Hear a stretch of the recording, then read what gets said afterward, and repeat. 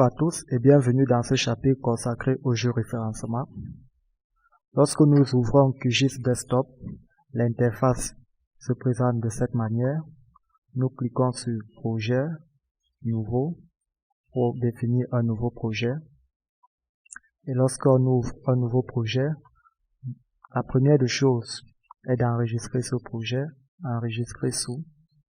On l'enregistre dans le dossier géoréférencement. On l'appelle géoréférencement.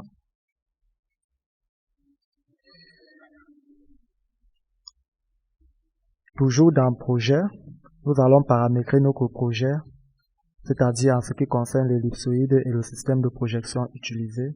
Donc nous venons dans projet, propriété du projet. Vous prenez bien WGS84 UTM zone 32 Nord, parce que le Cameroun, dans ce chapitre nous allons géoréférencer le Cameroun et le Cameroun est en zone 32 Nord. Pour des cartes en zone 33 Nord, vous cocherez zone 33 Nord. Pour des cartes sur le système RGR92 UTM Fuseau 40 Sud, vous cocherez Fuseau 40 Sud. Mais pour le Cameroun, nous allons travailler avec UTM zone 32 Nord. Appliquer. OK. QGIS permet aussi de paramétrer a priori le projet en ce qui concerne l'ellipsoïde et le système de projection utilisé. Pour ce faire, nous venons dans Préférences, Options. Vous venez dans SCR. Vous activez la projection à la volée. Vous sélectionnez le SCR. Nous sommes en zone 32 Nord. Vous sélectionnez le SCR zone 32 Nord. OK. Une autre façon de paramétrer cela, vous venez ici. Vous sélectionnez UTM zone 32 Nord. OK.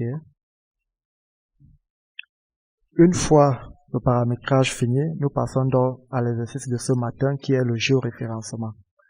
Le géoréférencement permet de redresser les images non géoréférencées pour les projeter dans le système de coordonnées souhaité.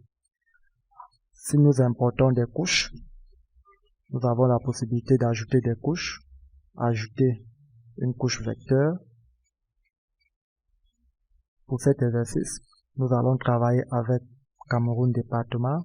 Vous importez le fichier .dbf qui est dans géoréférencement, couche, vecteur, Cameroun département.dbf, ouvrez, voici le Cameroun département.dbf. Vous avez aussi la possibilité d'importer des couches raster. Pour cela, vous venez dans couche, ajouter une couche raster, ou bien vous avez tous ces raccourcis ici. Vous venez là, ajouter une couche raster. Vous partez donc dans géoréférencement, couche, raster. Vous portez la carte routière 2007. Un zoom sur la couche, puisque la couche ne se présente pas là, vous ne voyez pas la couche. Vous faites un zoom sur la couche. Clic droit, zoomez sur la couche. Alors, voici notre carte routière 2007.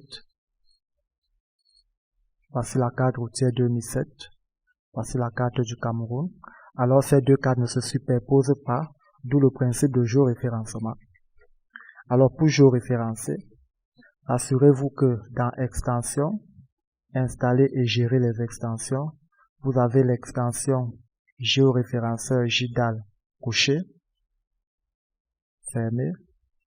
Pour géoréférencer, vous venez dans Raster, géoréférencer. Une nouvelle fenêtre géoréférencée s'ouvre et qui est pourvue de sa propre barre d'outils. Le nombre de points à saisir dépend du type de transformation souhaité. Alors pour les nombres de points, nous aurons les nombres de points ici. Vous venez dans Fichier, ouvrez un raster,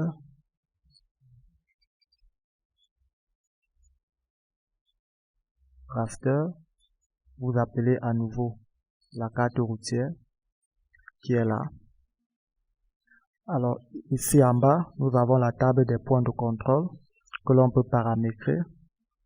En venant dans Vue, panneau de configuration, vous pouvez cocher ou décocher la table des points de contrôle.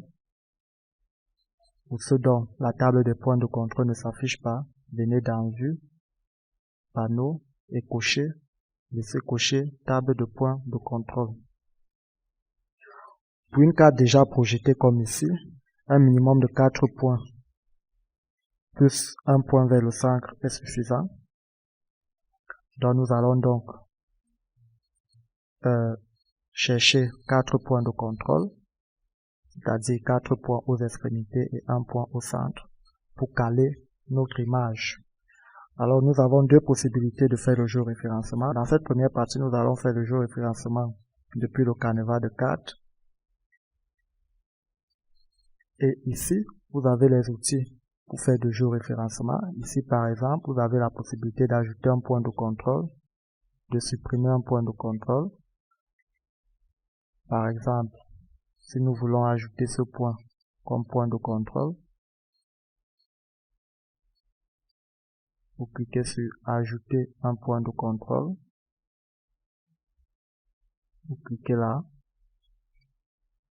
Depuis le canevas de la carte, vous devez être en mesure de venir retrouver ce point ici.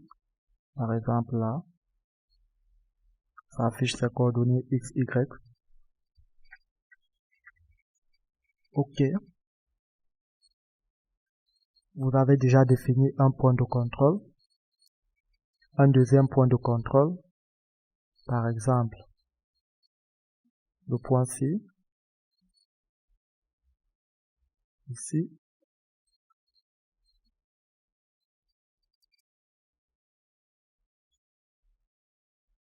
Depuis le canevas de carte. C'est le point ici.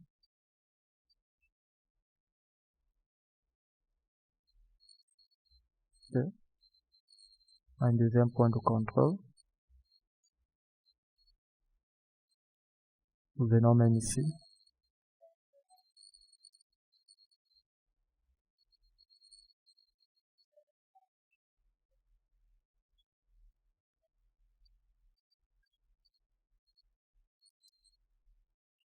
Voici à peu près ce point-là ici.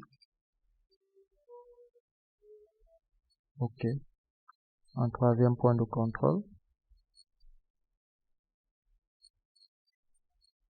Nous venons même là.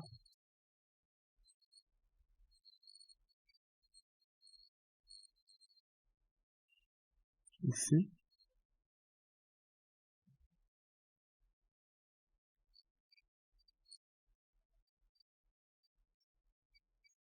OK. Vous pouvez continuer le géoréférencement. Pour cet exercice, on va arrêter à 4 points de contrôle. Et lorsque vous avez défini vos points de contrôle, vous venez dans Paramètres. Vous définissez le type de transformation, vous laissez linéaire. Méthode de rééchantillonnage plus proche voisin. Le SCR sélectionné, vous prenez bien le SCR par défaut UTM zone 32 Nord. Non, pas par défaut. Ici, chez moi, c'est par défaut UTM zone 32 Nord. Ou bien, vous avez la possibilité de sélectionner ici. Vous cherchez UTM zone 32 Nord.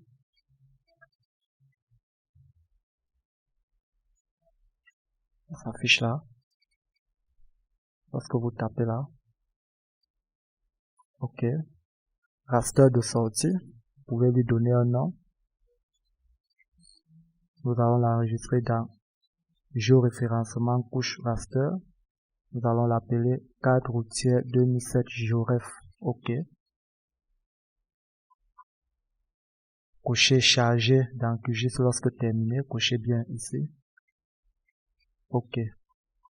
Vous avez ainsi paramétré. Et puis vous venez dans Fichier. Débuter le géoréférencement. Ou bien le raccourci est là. Débuter le géoréférencement.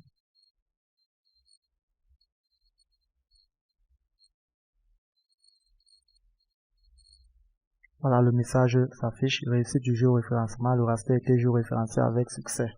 OK. Vous pouvez baisser cette page et voir le résultat de votre géoréférencement.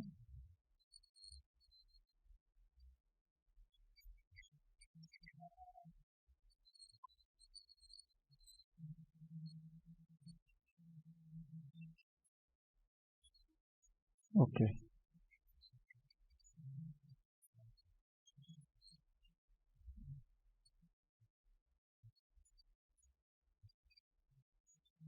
Voilà. Le géoréférencement a été bien fait. OK. Vous pouvez donc maintenant décocher celui-ci. Voilà. Voilà une possibilité de faire le géoréférencement. Nous présenterons une autre possibilité dans la suite.